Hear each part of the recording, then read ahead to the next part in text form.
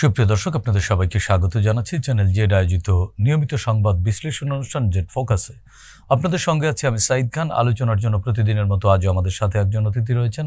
আমাদের সাথে স্টুডিওতে উপস্থিত আছেন দৈনিক সমকাল পত্রিকার বিশেষ সংবাদদাতা রাজীব আহমেদ। রাজীব আহমেদ, আপনাকে স্বাগত জানাচ্ছি। দর্শক, আপনারা জানেন জেড ফোকাসে আমরা প্রতিদিনই দিনের উল্লেখযোগ্য খবর ধরে বিশ্লেষণ করে থাকি। আজও আমাদের হাতে অনেকগুলো খবর রয়েছে, এগুলোর ব্যাখ্যা বিশ্লেষণ শুনবো। রাজীব আহমেদ, নিশ্চয়ই আপনারও চোখে পড়েছে যে আজকে ট্রাইব্যুনালে শেখ হাসিনা সহ 3 জনের বিরুদ্ধে অভিযোগ আমলে নিয়েছে ট্রাইব্যুনাল, এবং এই বিচারিক প্রক্রিয়াটি কিন্তু বাংলাদেশ টেলিভিশন সরাসরি সম্প্রচার করেছে। সাধারণ মানুষের মধ্যে যে কনফিউশন বা ট্রাইব্যুনাল নিয়ে যে এক ধরনের স্বচ্ছতা, বিচার প্রক্রিয়ার স্বচ্ছতা নিশ্চিত করবার জন্যই এটি করা হয়েছে বলে আমরা এখনো পর্যন্ত বুঝতে পারছি।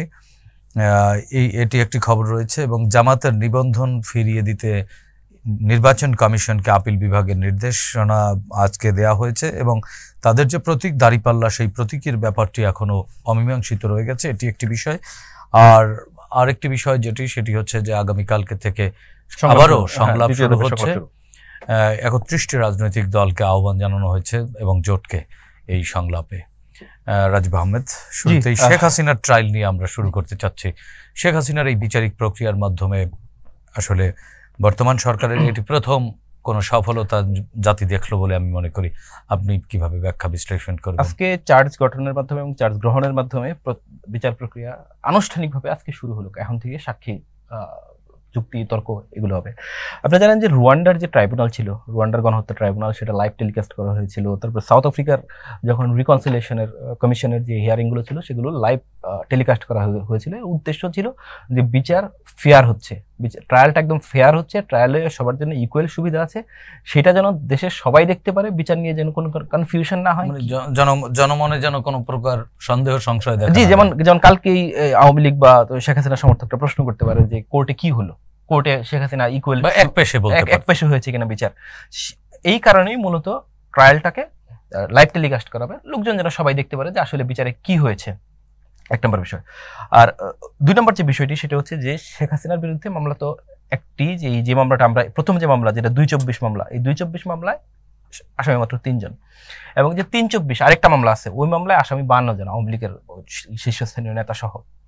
দেখেন, আজকে 10 মাস হয়ে গিয়েছে। 10 মাস পরে আজকে, এখন আপনি যদি অন্যান্য বিচারের সঙ্গে তুলনা করেন, অন্যান্য বিচারের সঙ্গে তুলনা করলে 10 মাসের এসে বা 9 মাসে এসে চার্জ গঠন, চার্জ গ্রহণ বেশ বড় অগ্রগতি। কিন্তু এই বিচারটার জন্য জনগণের যে অপেক্ষা ছিল, সাধারণ মানুষের যে প্রত্যাশা ছিল যে বিচারটি যথাসম্ভব দ্রুত হবে, আমার মনে হয় যে 9 মাসে চার্জ গঠন এতখানি অগ্রগতি নয়। যেমন দেখেন, মাগুরার আসিয়ার যেই আসিয়া হত্যা এবং ধর্ষণ, এই মামলাটি 21 দিনে সম্পূর্ণ হয়েছে। 21 দিনে সম্পূর্ণ হয়েছে। এখন সাধারণত কোনো খুনের মামলা এবং ধর্ষণের মামলাতে এত দ্রুত সময় সম্পন্ন হয় না। এটা কেন হয়েছে? কারণ জনগণের চাওয়া ছিল, এটা জন দাবি ছিল, জনগণ ডিমান্ড করছিল যে হ্যাঁ, দ্রুত ন্যায় বিচার করেন। তো এই মামলাটাও তো দ্রুত করা উচিত ছিল। এখন দেখেন যে আপনার এই মামলার চার্জ গঠন হয়ে গেছে। চার্জ গঠন হওয়ার পর এখন দুই পক্ষর, আসামি পক্ষ এবং বাদী পক্ষ সাক্ষী হবে, তারপর হচ্ছে যুক্তিতর্ক পেশ করা হবে। আমরা আশা করব যে আদালতের উপর কোনো কিছু চাপিয়ে দেওয়া তো সমীচীন হবে না, এবং আদালত স্বাধীনভাবে চলবে, নিরপেক্ষভাবে চলবে। কিন্তু আমরা আশা করব যে এই বিচারে আর যেন কাল বিলম্ব না হয়, অনর্থক কোনো বিলম্ব যেন না হয়, প্রতিদিনের প্রসিডিংস এর মাধ্যমে যেন দ্রুত এই মামলাটি এবং পরের মামলাটির রায় আদালত দেন। ইতিমধ্যে আপনি বলেছেন যাতে স্বচ্ছতা নিয়ে প্রশ্ন তুলতে না পারে, কিন্তু ইতিমধ্যেই কিন্তু প্রশ্ন তোলা শুরু হয়ে গেছে। আমাদের বাংলাদেশের কিছু, যাদেরকে আমরা চিন্তক হিসেবে মনে করি, তারা কিন্তু ইতিমধ্যেই প্রশ্ন তোলা শুরু করেছেন, এবং সামাজিক যোগাযোগ মাধ্যমে আপনি দেখেছেন যে এই বিচার প্রক্রিয়া বা এই সরকারের যে কার্যক্রম নিয়েও কিন্তু ব্যাপক আলোচনা। আমি আমার স্ট্যান্ড ক্লিয়ার করি, সেটা হচ্ছে 1973 যে ICT, international crime tribunal act, যেটা এই অ্যাক্ট, আমি বরাবরই বলি যে এই অ্যাক্ট এটা একটু প্রবলেমেটিক। আমি আগে এই অ্যাক্টকে খারাপ বলেছি, এখন তো এসে আবার শেখ হাসিনার বিচার হচ্ছে বলে ভালো বলতে পারি না। দেখেন, এই কাজটা কে করেছে? এই কাজটা শেখ হাসিনা করেছে 2010 সালে। 2010 সালে উনি যখন আইনটা অ্যামেন্ড করলেন, আইনটা অ্যামেন্ড করার সময় প্রত্যেককে একদম নির্দিষ্ট করে বারণ করেছিল যে এই কাজটি করবেন না, কারণ এই কাজটি করলে আপনি জানেন না যে এই আইনের কে পড়বে ভবিষ্যতে। এখন দেখেন যে আইনের যে এই যে আইনটা, এই আইনের আপনার আর্টিকেল 3 পড়েন, আর্টিকেল 3-তে এতগুলো অপরাধ বলা হয়েছে। যদি আপনি কাউকে হত্যা করেন, ধর্ষণ করেন, গুম করেন, জোরপূর্বক বন্দি রাখেন, কারো কোনো রাইট কার্টেল করেন, তার যদি এগুলো কোন উদ্দেশ্যে করেন, রাজনৈতিক, ধর্মীয় কারণে বা জাতিগত কারণে, বর্ণগত কারণে যদি আপনি এই অপরাধগুলো করেন, তাহলে এগুলো মানবতা বিরোধী অপরাধ হিসেবে গণ্য হবে। একটি হচ্ছে যে আপনার একজনের সঙ্গে দেনা পাওনা নিয়ে ঝামেলা আছে বা ব্যক্তিগত শত্রুতা আছে, সেই কারণে আপনি একদম কোল্ড ব্লাডেড কোন একটা খুন ঘটালেন, সেটা কিন্তু অপরাধ, ঠিক আছে? গিল্ট বাই অ্যাসোসিয়েশন না। ধরেন যে আপনি ব্যক্তি করেছেন, এটা গিল্ট বাই অ্যাসোসিয়েশন না যে 10 জন মিলে করেছেন। কিন্তু এই যে আইনটা, এই আইনের 3 নম্বর জায়গা হচ্ছে গিল্ট বাই অ্যাসোসিয়েশন। আপনি যদি তার সঙ্গে কোনো ব্যক্তিগত শত্রুতা নাই, শুধুমাত্র রাজনৈতিক কারণে, ধর্মীয় কারণে, জাতিগত কারণে, বর্ণগত কারণে বা মতগত কারণে, কাউকে ভিন্ন মতের কারণে আপনি হত্যা, খুন, ধর্ষণ, অগ্নিসংযোগ, গুম এইটা করেন, তাহলে সেক্ষেত্রে এই আর্টিকেল 3 প্রযোজ্য হবে। তো আমাকে বলেন যে জুলাই আগস্টের অভ্যুত্থানের সময় যে তরুণদেরকে হত্যা করা হয়েছে, এখানে কি ব্যক্তিগত কারণে, ব্যক্তিগত শত্রুতার কারণে কোনো হত্যা হয়েছে? যাদেরকে গুম করেছেন ব্যক্তিগত কোনো শত্রুতা ছিল, কারোর সঙ্গে কারো জমি নিয়ে ঝামেলা ছিল? শুধু রাজনৈতিক কারণে বা মতাদর্শিক কারণে আপনি এই অপরাধ করেছেন, তাহলে তো আর্টিকেল 3 জায়গায় প্রযোজ্য হয়। এবার আসেন আর্টিকেল 4। আর্টিকেল 4-এ বলা হয়েছে যে আপনার সুপিরিয়র রেসপন্সিবিলিটি বা কমান্ড রেসপন্সিবিলিটি। আপনি ঘটনাস্থলে নাও থাকতে পারেন, আপনি অপরাধ নাও করতে পারেন, প্রত্যক্ষ নাও করতে হ্যাঁ, প্রত্যক্ষ আপনি না করতে পারেন, কিন্তু আপনি যদি প্ল্যানিং এ থাকেন এবং অর্ডার দেওয়ার ক্ষেত্রে থাকেন, তাহলে আপনি কনভিক্টেড হবেন। আচ্ছা, অন্য যত আদালত আছে, যেই কারণে আমি আইনটার বিরোধী, অন্য যত আদালত আছে সব আদালতে প্রসিকিউশনের দায়িত্ব আসামিকে অপরাধী প্রমাণ করা। কিন্তু শেখ হাসিনা যখন আইনটি 2010 সালে নিজের মন মতো অ্যামেন্ড করেছিলেন, তখন উনি বানিয়েছিলেন যে আসামির দায়িত্ব নিজেকে নির্দোষ প্রমাণ করা। আপনি আমারে বলেন, দুনিয়ার কোন জায়গায় আসামি নিজেকে নির্দোষ প্রমাণ করতে পারবে? আসামির দায়িত্ব হচ্ছে নিজেকে, আসামি তো বন্দী থাকে, আসামি তো বন্দী, বা আসামিকে তার সাক্ষীর মাধ্যমে প্রমাণ করতে হবে। এখন ধরেন আবার এখানে আরেকটা মজা আছে যে এখানে সাধারণ যে সাক্ষ্য আইন সেটি প্রযোজ্য হয় না। সাধারণ সাক্ষ্য আইনে গিয়ে আপনাকে কোর্টে বলতে হবে যে আমি ঘটনার চাক্ষুষদর্শী। কিন্তু শেখ হাসিনা করেছিল তার পলিটিক্যাল অপোনেন্টদেরকে, যুদ্ধাপরাধের মামলা বা 71 মানবতা বিরোধী মামলায় তার পলিটিক্যাল অপোনেন্টদেরকে বিচারের আওতায় আনার জন্য করেছিল যে এই জায়গায় সাক্ষ্য আইন প্রযোজ্য হবে না। আপনি গিয়ে বললেন যে আমি শুনেছি মিস্টার ক বলেছে মিস্টার খ এই খুনের অর্ডার দিয়েছেন। সাধারণ আইনে কিন্তু পত্রিকার কাটিং, ভিডিও, আলামত দেখাতে হবে, অ্যাকসেপ্টেবল না। এই আইনে এগুলো অ্যাকসেপ্টেবল। এগুলো কি করেছে? নিজের পাতানো জালে নিজে, হ্যাঁ, উনি ওনার নিজের পাতানো ফাঁদে পড়েছেন, এখন যদি এটা বলেন। কিন্তু আমি শেখ হাসিনা যত যাই অপরাধ করে থাকুক, যত জঘন্য অপরাধী করে থাকুক, আমি চাই, ব্যক্তি হিসেবে চাই, নাগরিক হিসেবে চাই, উনিও ন্যায় বিচার পাক, উনি সুবিচার পাক। ন্যায় বিচারের মাধ্যমে, সুবিচারের মাধ্যমে তার যেন শাস্তি হয়, ন্যায় বিচার ছাড়া যেন ওনার শাস্তি না হয়। যেই ধরেন যে আজকে আপনি কিন্তু দেখেন মানবতা বিরোধী অপরাধের, 71 মানবতা অপরাধের বিচার আপনি চান না? অবশ্যই চাই, আমরা প্রত্যেকে চাই। কিন্তু আমরা কি চেয়েছিলাম? যে একটা ন্যায় বিচারের মাধ্যমে হোক। বিচার এবং প্রতিশোধ এক না। শেখ হাসিনা নিয়েছেন প্রতিশোধ, তো আমরাও সেটি চাই। ল অ্যাবাইডিং সিটিজেন হিসেবে শেখ হাসিনার বিরুদ্ধে যেন প্রতিশোধ না হয়, যেন বিচার করা হয়। আওয়ামী লীগের কারোর বিরুদ্ধে যেন প্রতিশোধ না হয়, যেন বিচার করা হয়। দেখেন শেখ হাসিনা যদি আপনার বিচার করতেন আন্তর্জাতিক অপরাধ ট্রাইব্যুনালে, সেই সময় শেখ হাসিনার গভর্নমেন্ট, ভাই 2-3 জন আসামি যদি ছাড়া পেয়ে যেত। আপনি তো ভাই শতভাগ অপরাধীকে শাস্তি দিতে পারেন না। এটা বাংলাদেশ না, দুনিয়ার কোথাও পারা যায় না। আনসলভড কেস আছে, প্রচুর অপরাধী বেরিয়ে যায়। বিচারের মূল কথা হচ্ছে যে শত অপরাধী ছাড়া পেয়ে যাক, এটা হচ্ছে বিচারের মূল কথা। কিন্তু নিরপরাধ কেউ যেন শাস্তি না পায়। তো এই প্রত্যেকের শাস্তি নিশ্চিত করতে শেখ হাসিনা বারবার আইনের পরিবর্তন এনেছেন। উনি ক্ষমতায় থাকলে 3 বার এই আইনের পরিবর্তন এনেছেন। এর ফলে যেটি হয়েছে, পুরো বিচার প্রক্রিয়াটি প্রশ্নবিদ্ধ হয়েছে। তো আপনি যাকে দেখতেছেন যে 71-এ আলবদর ছিল এবং স্বঘোষিত, পরবর্তী সময়ে যে জেল খেটেছে 73-এ, আচ্ছা, সেও এখন নিজেকে নিরপরাধ দাবি করতে পারতেছে। কেন? ওই প্রশ্নবিদ্ধ বিচারের কারণে। বিচারটা যদি একদম ফ্রি এবং ফেয়ার হতো, কেউ কিন্তু নিজেকে দাবি করতে পারতো না। আচ্ছা দেখেন, 73-তে যখন এই দালাল আইন হলো, দালাল আইন হওয়ার পরে প্রায় 37,000 মানুষকে শেখ মুজিবুর রহমান সাহেব সাধারণ ক্ষমা দিলেন। যারা সেই সময় সাধারণ ক্ষমার আওতায় বেরিয়ে এসেছেন জেল থেকে, তারা তো বেরিয়ে গেছেন। যারা বেরিয়ে গেছেন সাধারণ ক্ষমতা আওতায় বেরিয়ে গেছেন। এবং ওই সময় বলা হয়েছিল যে সাধারণ ক্ষমা তাদের জন্য প্রযোজ্য হবে না যাদের বিরুদ্ধে খুন, ধর্ষণ, লুণ্ঠন এবং অগ্নিসংযোগ, এই 4টি অপরাধ থাকবে, তাদের জন্য সাধারণ ক্ষমা প্রযোজ্য হবে না, আর বাকিদের জন্য। কিন্তু দেখা গেল যারা সাধারণ ক্ষমা ওই সময় পেয়েছিল, তাদেরকে আরেকবার বিচারের আওতায় এলেন। ভাই, এক অপরাধে 2 বার বিচার করা যায় না। শেখ হাসিনা এগুলো করতে গিয়ে পুরো বিচারটাকে করলেন প্রশ্নবিদ্ধ আর যে কারণে আপনি এখন দেখতে পাচ্ছেন যে যারা সাজা পেয়েছিল তাদের পরিবার, তাদের সন্তানরা সবাই বলতেছে যে ভাই আমি নিরপরাধ, আর আপনি তারা কিছু বলতেও পারতেছেন না, কারণ আপনি তো জানেন যে বিচার প্রক্রিয়া কি হয়েছে। যদি এরকম একটা এক্সাম্পল সেট হইতো যে ঠিক আছে, আপনাকে যেমন একটা কথা বলি, সাইদির মামলা, দেলোয়ার হোসেন সাইদির মামলা, এইরকম মামলা পৃথিবীর ইতিহাস আপনি পাবেন না। অ্যাপিলেট ডিভিশনে 5 জন জাস্টিস ছিলেন। জাস্টিস মানিক সাইদিকে 5টি অপরাধের 5টিতেই মৃত্যুদণ্ড দিয়েছেন। 2 জন জাস্টিস যাবজ্জীবন দিয়েছেন, 2 জন জাস্টিস আমৃত্যু কারাদণ্ড দিয়েছেন, 1 জন জাস্টিস যাবজ্জীবন দিয়েছেন। ঠিক আছে, এই 3 জনেরটা কাছাকাছি, যাবজ্জীবন আমৃত্যু কারাদণ্ড। জাস্টিস ওহাব মিয়া উনি খালাস দিয়েছেন 5টিতে 5টিতে। ভাই এটা কিভাবে সম্ভব যে একটি বেঞ্চে একজন বিচারক মনে করতেছেন যে, একজন বিচারপতি মনে করতেছেন যে ওনার ফাঁসি দিতে হবে, আরেকজন বিচারপতি বলতেছে যে না উনি খালাস। এখন ধরেন যে বিচারপতিদের মধ্যে শাস্তি নিয়ে একটু মতপার্থক্য হবেই, মানুষ মাত্র। আপনি 7 বছর জেল দিলেন, হ্যাঁ আমি 5 বছর দিলাম, উনি 8 বছর দিলেন, এর বেশি তো হবে না। একজন বলছেন ফাঁসি, একজন বলছেন খালাস। তার মানে কি পলিটিক্যাল মোটিভেটেড বিচার হয়েছে। এবং জাস্টিস শামসুদ্দিন চৌধুরী মানিকের সম্পর্কে আপনি জানেন তো, এই যে পলিটিক্যাল মোটিভেটেড বিচারের কারণে এই পুরো বিচার ব্যবস্থাটি কিন্তু পরবর্তী সময়ে বিতর্কিত হয়েছে। তখনই বিতর্কিত হয়েছে যদি আপনি সাইদির মামলায় অন্য বিচারপতিদের যে স্ট্যান্ড ছিল যদি ওইরকম হইতো যে ঠিক আছে লেট হিম গো, একজনের বিরুদ্ধে যেহেতু প্রমাণ হচ্ছে না, তার বিরুদ্ধে যে মানে ইসাব আলী হত্যায় তাকে খুন করার অভিযোগ, সেই যিনি নিহত হয়েছেন তার ভাই এসে কোর্টে বলতে যাচ্ছেন যে না উনি অপরাধী না, আপনার কাছে যেতে দিতেন, তাহলে এই বিচার নিয়ে বিতর্ক তৈরি হতো না। তো এই কারণে বলছি যে ইউনূস সরকার যারা আছেন তাদেরকেও এই অতীত থেকে শিক্ষা নিতে হবে যে এইরকম কিছু না ঘটে, প্রশ্ন যেন না ঘটে বিচার। রাজীব আহমেদ, এই ধরনের ঘটনা কিন্তু সারা দেশে এই জুলাই অভ্যুত্থানে ঘটেছে।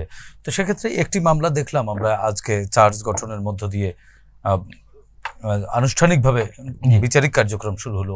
অপর মামলাগুলো কি মানে এই একটিতেই শেষ হবে না? এখানে মামলাগুলো দ্রুত সময়ের মধ্যে এখানে আমি যতদূর জানি যে এখানে 2টি মামলা তো ইতিমধ্যে হয়েছে, 224 আর 324।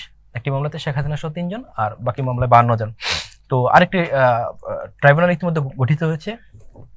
যতদূর আমি সরকারের সঙ্গে বা আসিফ নজরুল আমাদের সঙ্গে কথা বলে, আমি সরকারের সঙ্গে কথা বলে বা তাজুল ভাইয়ের সঙ্গে কথা বলে যতদূর জেনেছি, এই 865টি হত্যা মামলা আলাদা আলাদা দায়ের করা সম্ভব না। এটি খুবই একটা কঠিন কাজ, জটিল কাজ। এই কারণে বিভাগ ওয়ারি আরো 8টি মামলা হতে পারে সেকেন্ড ট্রাইব্যুনাল, মানে অনেকগুলো মামলা একসাথে করা। কারণ আপনার তো ঘটনা তো উদ্দেশ্য তো একই, হত্যার উদ্দেশ্য তো একই, ম্যাস কিলিং। আর এটা কিন্তু আগেই বলতেছি, এটা কিন্তু সাধারণ আইন না, এটা এখানে হচ্ছে আপনার ম্যাস কিলিং এর বিচার হবে। তো ম্যাস কিলিং এর বিচার আপনি একজনের হত্যা, প্রত্যেকের হত্যা মামলা আলাদা করতে পারবেন না, সবগুলোকে একটা ট্রায়ালে আনা হবে। এটাই হচ্ছে এই বিচারের মূল উদ্দেশ্য। তবে আবারও বলতেছি, বিচার যেন ফ্রি ফেয়ার হয়। জি রাজীব আহমেদ, আরেকটি খবর আছে আমাদের হাতে, সেটি হচ্ছে জামাতের নিবন্ধন ফিরিয়ে দেবার জন্য আপিল বিভাগ আজকে নির্বাচন কমিশনকে নির্দেশনা দিয়েছে এবং দীর্ঘ 12 বছর পরে তারা এই নিবন্ধন ফেরত পেল। এটি জামাতের প্রথম বার না, জামাতের ক্ষেত্রে এর আগেও ঘটেছে, তারা নিষেধাজ্ঞার আওতায় পড়েছিল এবং তাদের যে দলীয় প্রতীক ছিল দাঁড়িপাল্লা, সেই প্রতীক নিয়ে কোনো নির্দেশনা এখনো দেওয়া হয়নি। আচ্ছা, তো সেক্ষেত্রে আগামী জাতীয় সংসদ নির্বাচনে জামাত ইসলামী স্বাভাবিক নিয়মে প্রতিদ্বন্দ্বিতা করবেন। তাদের প্রতিদ্বন্দ্বিতা করবার ক্ষেত্রে দলীয় প্রতীক একটি ফ্যাক্ট।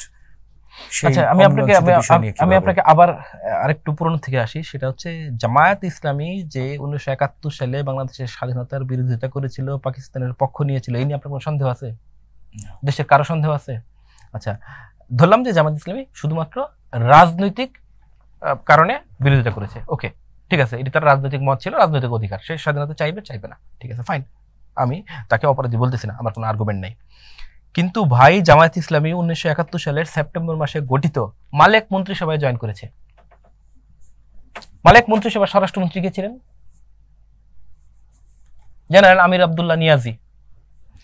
জামায়াতের ওই 11 সদস্যের মন্ত্রিসভায় জামায়াতের 2 জন মন্ত্রী ছিলেন, মুসলিম লীগের 2 জন ছিলেন, কনভেনশন মুসলিম লীগের 2 জন ছিলেন, এবং আপনারা জানেন কিনা আমি জানি না, আওয়ামী লীগের 2 জন মন্ত্রী ছিলেন, ওবায়দুল্লাহ মজুমদার এবং অধ্যাপক শামসুল হক। 71-এর যে মালিক মন্ত্রিসভা, যেটাকে আমরা দালাল মন্ত্রিসভা বলি, সেই দালাল মন্ত্রিসভায় কিন্তু ভাই আওয়ামী লীগের 2 জন এমপি মন্ত্রী হয়েছিলেন, নোয়াখালীর ওবায়দুল্লাহ মজুমদার এবং চট্টগ্রামের শামসুল হক, অধ্যাপক শামসুল হক সাহেব, তারা 2 জন আওয়ামী লীগের এমপি ছিলেন।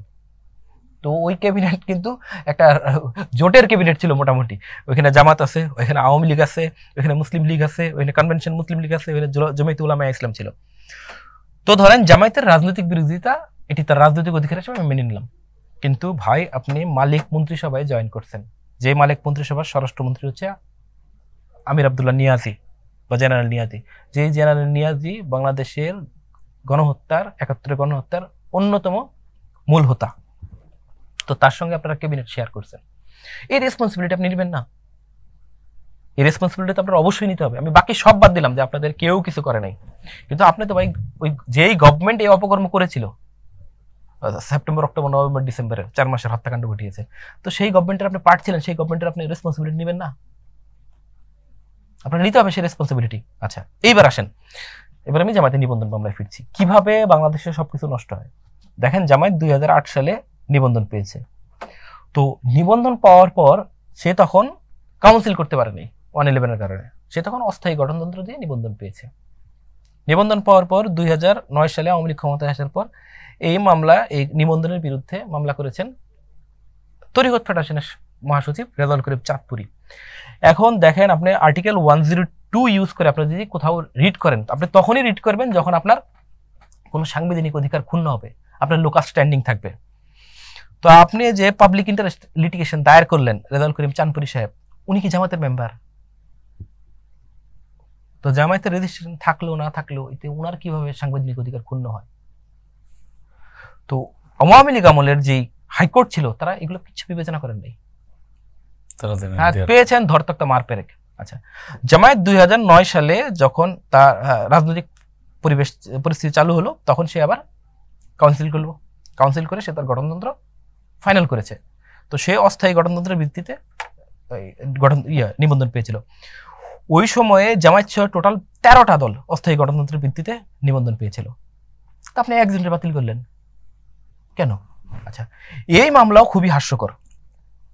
প্রথমে হাইকোর্টে গেল, হাইকোর্টের দ্বৈত বেঞ্চে গেল, দ্বৈত বেঞ্চে ফয়সালা আসলো না। তারপর হাইকোর্টের লার্জার বেঞ্চে গেল, ২জন জাস্টিস বললো যে নিবন্ধন স্থগিত থাকবে, একজন জাস্টিস বললো যে না, নিবন্ধন বাতিল হবে না, নিবন্ধন বহাল থাকবে। তো আপনি এখন যেটা করছেন, এই কাজগুলো করে জামায়াতের প্রতি সিম্প্যাথি গ্রো করছেন। সাধারণ মানুষ যারা আছে তারা কি বুঝে না যে এটা একটা অবিচার হয়েছিল? কারণ কার পার্টির গঠনতন্ত্র এই মুহূর্তে ফাইনাল থাকবে, কার পার্টির গঠনতন্ত্র ফাইনাল হয়ে যাবে, এটা তো পার্টির কাউন্সিলের বিষয়, এটা পার্টির লিডারশিপের বিষয়, পার্টির নেতাকর্মীদের বিষয়। কোনো নেতাকর্মী কি মামলা করছে যে আমি এই পার্টির মেম্বার, এই পার্টির গঠনতন্ত্র ফাইনাল করে নাই, এই কারণে আমার পলিটিক্যাল রাইট বা আমার সাংবিধানিক রাইট ক্ষুণ্ণ হচ্ছে, এরকম কিছু করছে? তো যিনি মামলা করছেন ওনার তো লোকাল স্ট্যান্ডিংই নাই, উনি কিভাবে পাবলিক ইন্টারেস্ট লিটিগেশন দায়ের করেন? কিন্তু আমাদের আদালত শুনেন নাই। এখন আপনি বলতে পারেন যে আমরা এই প্রোগ্রাম করতেছি, আমাদের আবার আদালত অবমাননার দায় ধরে কিনা, ধরুক। কিন্তু ভাই আপনি যদি একের পর এক এইভাবে আদালতকে ব্যবহার করেন, মিস ইউজ করেন, এর পরিণতি এই হবে। সেক্ষেত্রে জামাতকে মজলুমে পরিণত করছেন। আচ্ছা, একটা জিনিস যেটা হচ্ছে এই প্রতীক, ২০১৬ সালে সুপ্রিম কোর্ট ওনারা ফুল বেঞ্চ সভা করে বললেন যে আদালতের প্রতীক হচ্ছে দাঁড়িপাল্লা, এই জন্য দাঁড়িপাল্লা ব্যবহার, ন্যায় বিচারের প্রতীক দাঁড়িপাল্লা, দাঁড়িপাল্লা ব্যবহার করা যাবে না। ভাই ভারতেও তো সুপ্রিম কোর্টের প্রতীক দাঁড়িপাল্লা, তো ভারতে পাঞ্জাবের শিরোমণি আকালি দলের প্রতীক দাঁড়িপাল্লা, পাকিস্তানে তো সুপ্রিম কোর্টের প্রতীক দাঁড়িপাল্লা, সেখানে তো পাকিস্তান জামাতের প্রতীক হচ্ছে দাঁড়িপাল্লা, মালয়েশিয়াতেও সুপ্রিম কোর্টের প্রতীক দাঁড়িপাল্লা, ওইখানে তো 5 পার্টির প্রতীক দাঁড়িপাল্লা। সুপ্রিম কোর্ট বা আদালত অঙ্গন যারা আছে তাদেরকে থামতে হবে, তাদেরকে বুঝতে হবে যে রাজনীতি থেকে দূরে থাকতে হবে। এই যে সরকার কি চায় এটা চিন্তা করে একবার একটা সিদ্ধান্ত নিয়েছে। সেক্ষেত্রে নির্বাচন কমিশন কি তাদেরকে দাঁড়িপাল্লা ফেরত দিতে পারবে? নির্বাচন কমিশন এখন দাঁড়িপাল্লা ফেরত দিতে পারবে, কারণ ওইটি সুপ্রিম কোর্টের কোনো রায় ছিল না, ওটি ছিল ফুল কোর্ট সভা। সভা মানে হচ্ছে অ্যাডমিনিস্ট্রেটিভ ডিসিশন। তো অ্যাডমিনিস্ট্রেটিভ ডিসিশনের কারণে এটা বাইন্ডিং না। এখন নির্বাচন কমিশনকে যে কাজটি করতে হবে, আমাদের জাতীয় নির্বাচনের জন্য 76টি প্রতীক রিজার্ভ আছে, আগে একটি ছিল 77টি দাঁড়িপাল্লা সহ, এখন আবার এটাকে ইনক্লুড করতে হবে, ইনক্লুড করে বিধিমালা চেঞ্জ করতে হবে, চেঞ্জ করে আইন মন্ত্রণালয়ে পাঠাতে হবে, আইন মন্ত্রণালয়ে ভেটিং এর পরে আবার যাবে, এটা গ্যাজেট হবে। একটু দীর্ঘ সময় লাগবে, হয়তো 1 মাস বা মাসখানিক লেগে যাবে তাদেরকে প্রতীক পেতে, জামাতের প্রতীক পেতে। কিন্তু একটা বিষয় যেটা হচ্ছে যে আপনি কোর্ট ব্যবহার করে জামাতকে এগুলো করে যে কাজটা করছেন, যে দলটা মানে রাজনৈতিক কাজে আসলে আদালতকে ব্যবহার করে, হ্যাঁ, যে দলটা বাংলাদেশের স্বাধীনতার বিরোধিতা করেছে সেই দলটার প্রতি আপনি জনগণের সহানুভূতি উৎপন্নের কাজ করে প্রাসঙ্গিক করে ফেলেন। হ্যাঁ, সহানুভূতি উৎপন্নের ব্যবস্থা করছেন। ভাই আপনি যদি কারোর প্রতি জুলুম করেন, সে অপরাধী হোক, অপরাধের সঙ্গে তো আপনি জুলুম করতে পারবেন না। কারোর প্রতি আপনি জুলুম করলে তার প্রতি সাধারণ মানুষের সিম্প্যাথি তৈরি হয়। জি রাজীব আহমেদ, আমরা অনুষ্ঠানের শেষ দিকে আমরা আরেকটি বিষয় নিয়ে আলোচনা করব, সেটি হচ্ছে যে সংস্কার বিষয়গুলো নিয়ে, সংস্কারের দাবিগুলো নিয়ে আগামীকালকে থেকে আবারও রাজনৈতিক দল এবং জোটগুলোর সাথে অন্তর্বর্তীকালীন সরকার আনুষ্ঠানিকভাবে বৈঠকে বসছেন বা সংলাপে বসছেন বা আলোচনার টেবিলে বসছেন। তো এত বারবার বসবার পরেও আমরা দেখেছি যে আসলে রাজনৈতিক কোনো সুরাহা বা কোনো সমাধানের পথ এখনো পর্যন্ত কিন্তু দৃশ্যমান না। যদিও এই মুহূর্তে ক্রিয়াশীল রাজনৈতিক দলগুলোর মধ্যে সবচেয়ে বড় রাজনৈতিক দল বিএনপি এক ধরনের নির্বাচনের জন্য চাপ দিয়েই যাচ্ছেন, রোডম্যাপ ঘোষণা করবার জন্য। অপর রাজনৈতিক দলগুলোও কিন্তু নির্বাচনমুখী, বাট ডিসেম্বরকে মেনশন করে যেভাবে বিএনপি বলছে, অন্যান্য রাজনৈতিক দলগুলো সেভাবে বলছে না।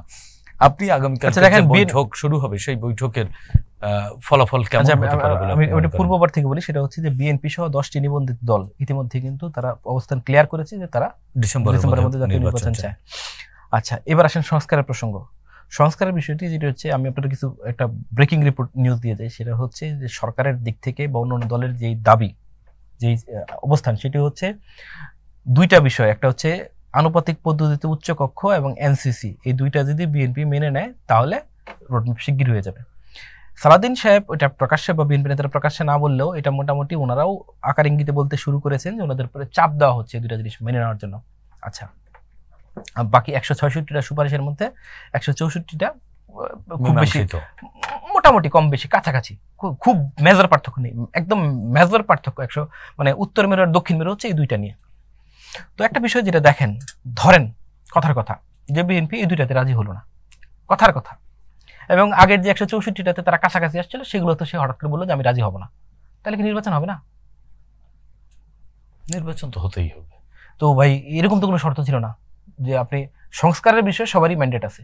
সংস্কারের, আমি বলতেছি না যে গভর্নমেন্টের সংস্কারের ম্যান্ডেট নেই, ডেফিনেটলি সংস্কারের ম্যান্ডেট আছে, কারণ সংস্কার হচ্ছে আমাদের জুলাই অভ্যুত্থানের একটা অন্যতম দাবি।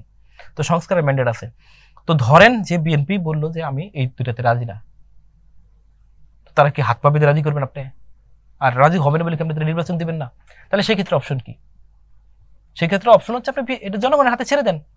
আপনি বরং বিএনপির বিরুদ্ধে ব্র্যান্ডিং করেন যে দেখো ভাই আমরা সংস্কার করতে চাইছিলাম, এই পার্টিটা সংস্কার করতে দিল না, এই জায়গাগুলো। সরকার তো সেটাই বলছে জনগণের কাছে প্রকাশ করে দেবে। আচ্ছা, তো জনগণের কাছে প্রকাশ করে দেন। তো প্রকাশ করার অপশন কি? তো যদি জনগণ যদি মনে করে যে বিএনপি সংস্কারের বিরুদ্ধে অবস্থান নিছে এবং বিএনপি আপার হাউস এবং এনসিসি না মেনে জনগণের যে সংস্কার আকাঙ্ক্ষা এটাকে আঘাত করেছে, জনগণ জবাব দেবে আগামী নির্বাচনে বিএনপিকে। যারা আসবে পাওয়ারে তারা এই দুটো করে ফেলবে, অসুবিধা তো নাই কোনো। তো এই তাহলে আপনি কি বলছেন, রোড ম্যাপ পেতে এই দুটাতে রাজি হতেই হবে, এই জিনিসটা ঠিক হচ্ছে না।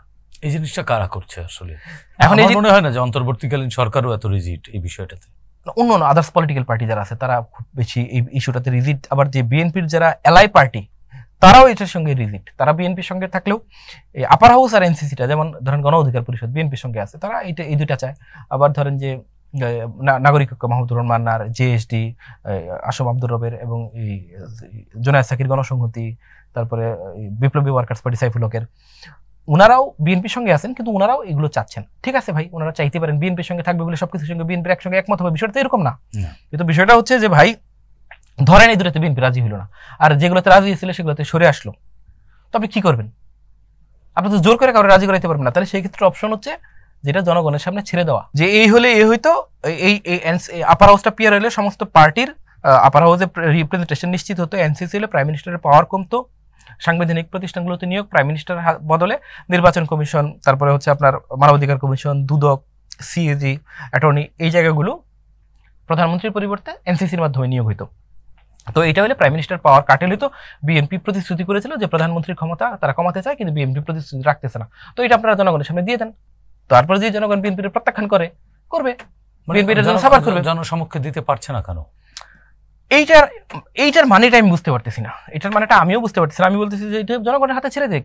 জনগণ যদি বিএনপি রাজি না হয় এবং এই দুইটার বিষয়ে যদি জনদাবি প্রবল থাকে, আপনি তো মনে করেন যে যদি এই দুইটা জনগণ চায় এবং জনদাবি প্রবল থাকে, যে বিএনপি কিন্তু 31 দফায় কমিট করেছে তারা প্রধানমন্ত্রীর ক্ষমতা কমাবে এবং ব্যালেন্স অফ পাওয়ার তৈরি করবে এবং আপার হাউস তৈরি করবে। তো বিএনপি যদি তার 31 দফা থেকে সরে আসে প্রমিস থেকে, এবং বিএনপি যদি এই দুইটা না মানার কারণে তার প্রতি এই দুটাকে আপনি এত জরুরি বলতেছেন সরকার এবং আদার পার্টিগুলো। তো বিএনপি 2-3 বছর আগে থেকেই হ্যাঁ, তো ওনারা এটা নিয়ে ক্যাম্পেইন করুক যে বিএনপিটা করতেছে না। তো জনগণ যদি ফিল করে যে এটা তার জন্য খুব জরুরি, বিএনপি বাধা তৈরি করেছে, জনগণ শিক্ষা দেবে বিএনপিকে। কিন্তু এর জন্য রোডম্যাপ হবে না, এর জন্য সবকিছু আটকে থাকবে, এইটা ঠিক হচ্ছে না। তাহলে আগামীকালকের যে বৈঠক শুরু হচ্ছে, সে বৈঠকের ফলাফল কি দাঁড়াচ্ছে? আমি কি বিষয়ে আলোচনা, আমি এই দুটি বিষয় নিয়ে কি আলোচনা হবে? না, আগামীকাল যেটা হচ্ছে, চিফ অ্যাডভাইজার নিজে এই ঐক্যমত্য কমিশনের চেয়ারম্যান, আগামীকাল উনি আবার সব পার্টির সঙ্গে বসবেন, যে প্রথমবার বসেছিলেন। ওনাদেরকে আমি যতদূর জানি এবং কোন কোন বিষয়গুলো একমত হয়েছে এবং কোন কোন বিষয়গুলো দ্বিমত আছে, এই দুইটা জায়গা কালকে চিফ অ্যাডভাইজার অ্যাড্রেস করবেন। এবং যেই জায়গাগুলো দ্বিমত আছে ওই জায়গাগুলোকে সবাইকে একমত হওয়ার জন্য অনুরোধ, আহ্বান জানাবেন। আগামীকাল বৈঠকটা অনেকটা সিরিমোনিয়াল বৈঠক, আনুষ্ঠানিকতা মাত্র। তারপর ঈদের পর আবার রাজনৈতিক দলগুলোর সঙ্গে বিষয়ভিত্তিক, ধরেন এনসিসি নিয়ে 10টা দলের আপত্তি আছে, 10টা দলের সম্মতি আছে, এই সবাই একসঙ্গে শুধু এনসিসি নিয়ে ডিসকাস হবে। এই ঐক্যমত্য কমিশন মিডিয়েটরের ভূমিকা থাকবে এবং পার্টিগুলো পরস্পরের সঙ্গে কথা বলবে এবং কতখানি কাছাকাছি আনা যায় এই জন্য। এবং তারা ওনারা একটা ডেট ঠিক করেছেন, যেহেতু আমাদের জুলাই অভ্যুত্থান শুরু হয়েছিল 16 জুলাই থেকে, আমাদের জুলাই অভ্যুত্থান শুরু হয়েছে। তো আগামী 16 জুলাই গভর্নমেন্ট প্ল্যান করছে যে আগামী 16 জুলাই অভ্যুত্থানের 1 বছর পূর্তি উপলক্ষে জুলাই সনদটা সই করা যায় কিনা, জুলাই চার্টার। আপনারা জানেন যে বিএনপিও কিন্তু বলতেছে তারা জুলাই চার্টারে সই করবে। তো জুলাই চার্টারের বিষয়টা এরকম যে আপনারা যে বিষয়ে রাজনৈতিক দলগুলো একমত হবে এই বিষয়গুলোতে চার্টারে থাকবে। চার্টারে থেকে বলা হবে যে যেই ক্ষমতায় যাক এই চার্টারের বিষয়গুলো বাস্তবায়ন করতে বাধ্য। আচ্ছা, এখন একটা বিষয় ধরেন যে ঐক্যমত্য কমিশনের সঙ্গে এই 166টা প্রস্তাব নিয়ে সরকার রাজনৈতিক দলগুলোর সঙ্গে আলাপ করতেছে, কিন্তু ভাই আরো 121টা প্রস্তাব আছে। কিন্তু এই 121টা প্রস্তাব, এগুলো সরকার অধ্যাদেশ বা এক্সিকিউটিভ অর্ডারের মাধ্যমে করতে পারে, কোনোটা এসআরও দিয়ে করতে পারে, কোনোটা প্রজ্ঞাপন দিয়ে করতে পারে। তো আমারে বলেন তো, জুডিশিয়াল অ্যাপয়েন্টমেন্ট কমিশন যেটা অধ্যাদেশ হয়েছে সেইটা ছাড়া আর বাকি 110-12টার কতখানি বাস্তবায়ন হয়েছে? ওগুলোর সঙ্গে তো পলিটিক্যাল পার্টির কোনো লেনাদেনা নাই। ওগুলো তো সংলাপের দরকার নেই, ওগুলো তো সরকার অর্ডার দিয়েছে, মিনিস্ট্রিগুলো করবে। মিনিস্ট্রিগুলো কেন করতেছে না ভাই? এই তো ক্লিয়ার হয়ে গেছে যে সরকার, জনপ্রশাসন বা যারা আছেন তারা সরকারের সঙ্গে চলতেছেন না, যে গাড়ির 4 চাকা একতালে ঘুরতেছে না। তো এই জায়গাটা গভর্নমেন্টকে অ্যাড্রেস করতে হবে। এবং এর একটাই পথ যে আপনার নির্বাচন ডিসেম্বরে হোক, জানুয়ারিতে হোক, ফেব্রুয়ারিতে হোক, মার্চে হোক, এপ্রিল হোক, মে, জুন, যে মাসে হোক, এটা কিন্তু ইম্পর্টেন্ট কিছু না, এটা কোনো বিষয় না। কিন্তু আপনার একটা মাস ঘোষণা করা উচিত, রোডম্যাপটা। জি, এপ্রিল মাসে নির্বাচন হবে। তো এপ্রিল, সরকার তো আর তারিখ বলতে পারবে না, একটা এপ্রিল মাসে নির্বাচন হবে। তো এপ্রিল মাসে সরকার যদি বলে এপ্রিল মাসে নির্বাচন হয়, নির্বাচন কমিশন যদি তার একদিন পরে জানিয়ে যে এপ্রিল মাসের 25 থেকে 20 তারিখের একটা কনভিনিয়েন্ট ডেট বলে দিল, এত তারিখ থেকে এত তারিখের ভিতরে। তারপরে যখন তফসিল হলো তখন না ফাইনাল হইলো। তো আপনি যদি সরকার যে মাসটা বলে দেয় এবং নির্বাচন কমিশন যে সপ্তাহটা বলে দেয়, এই যে আপনি যে এই অস্থিরতা দেখতে পারতেছেন অনেকখানি দূর হয়ে যাবে। এবং এই সংলাপ আসলে সমাধানের পথ না। রাজনৈতিক দলগুলো এবং সরকার যদি আন্তরিক হয় তাহলে আমি একটা কথা বলি যে ভাই, এই যে বিএনপি 2টা বিষয়ে রাজি হচ্ছে না, এই জন্য রোডম্যাপ আটকে আছে। আমি বরং মনে করি রোডম্যাপ হয়ে গেলে বিএনপি রাজি হয়ে যাবে, বিএনপি 2টা বিষয়ে রাজি হতে পারে। কারণ আপনি দেখেন যে বিএনপি গত মার্চে, ফেব্রুয়ারিতে, ডিসেম্বরে ঐক্যমত্য কমিশনের সঙ্গে যেভাবে অ্যালাইন ছিল, এখন কি তারা অ্যালাইন দেখতেছেন? এখন কিন্তু অনেক ঐক্যমত্য কমিশনের বিরোধিতা করে বক্তব্য দিচ্ছেন। তখন কিন্তু তাদেরকে খুবই অ্যালাইন মনে হয়েছিল। তো আমার মনে হচ্ছে যে এই জায়গাটা ভুল হচ্ছে, যে এই 2টা বিষয় সলভ না হওয়া পর্যন্ত রোডম্যাপ হবে না। ভুলটা কার হচ্ছে? সরকারের। যে এই 2টা জিনিস সলভ না হওয়া পর্যন্ত রোডম্যাপ হবে না। আমি মনে করতেছি যে এই অবস্থানটা, এই 2টা জিনিসটা একটু ফ্লেক্সিবল হতে হবে। আমি আবার বলতেছি যে এই 2টা জিনিস সলভ হচ্ছে না বলে রোডম্যাপ হচ্ছে না, এটা একটা ভুল পলিসি। বরং এটা হওয়া উচিত যে রোডম্যাপ হয়ে গেলে, আমার ধারণা রোডম্যাপ হলে এই 2টা জিনিস সলভ, অনেক সমস্যা, হ্যাঁ, সলভ হয়ে যাবে। বিএনপি তখন একটা আশ্বস্ত থাকবে যে না, ঠিক আছে, নির্বাচন হচ্ছে, কোনো সমস্যা নাই, তাহলে আমি এই 2টা জিনিসে। এখন তো ভাই সে পরস্পর সন্দেহ করতেছে। পরস্পর যদি পরস্পরকে সন্দেহ করে, আমি আর আপনি দুজনকে সবসময় সন্দেহ করি, তাহলে আমি কি আপনার কথায় রাজি হবো? সম্পর্কই থাকবে না। আমি আপনার কোনো প্রস্তাবে রাজি হবো? আমার আপনার মধ্যে যদি বন্ধুত্ব থাকে তাহলে আমি অনেক ছাড় দিব।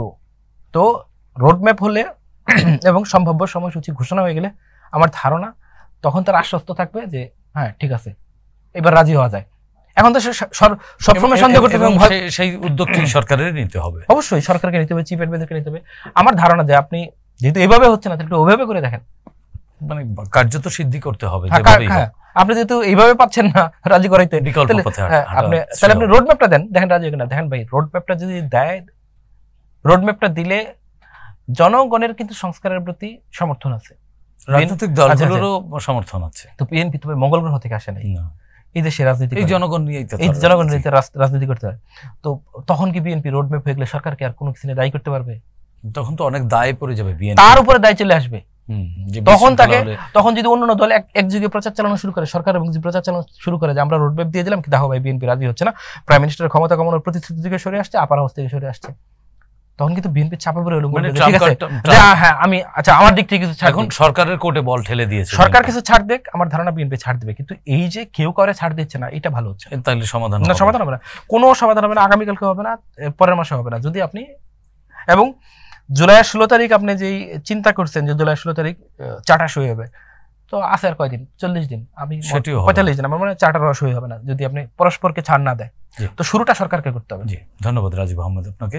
প্রিয় দর্শক, আমরা বিশ্বাস করি আসলে রাজনৈতিক দলগুলো এবং সরকার পরস্পরের যে শক্ত অবস্থান, সেই অবস্থান থেকে সরে এসে সমাধানের পথেই সবাই ঐক্যবদ্ধভাবে ঐক্যমত হবেন, এবং যে জুলাই চার্টার বা ত্রয়োদশ জাতীয় সংসদ নির্বাচন যে বিষয়গুলো উঠে আসলো, এগুলো বাস্তবায়নের জন্য রাজনৈতিক দলগুলোর পাশাপাশি সবচেয়ে বড় উদ্যোগ নিতে হবে সরকারকে, এবং বর্তমান অন্তর্বর্তীকালীন সরকার সেই পথেই এগোবে বলে আমরা বিশ্বাস করি। সেই প্রত্যাশা ব্যক্ত করে আজকের মতো এখানেই শেষ করছি। সবাই ভালো থাকুন, সুস্থ থাকুন, চ্যানেল জেড এর সঙ্গেই থাকুন।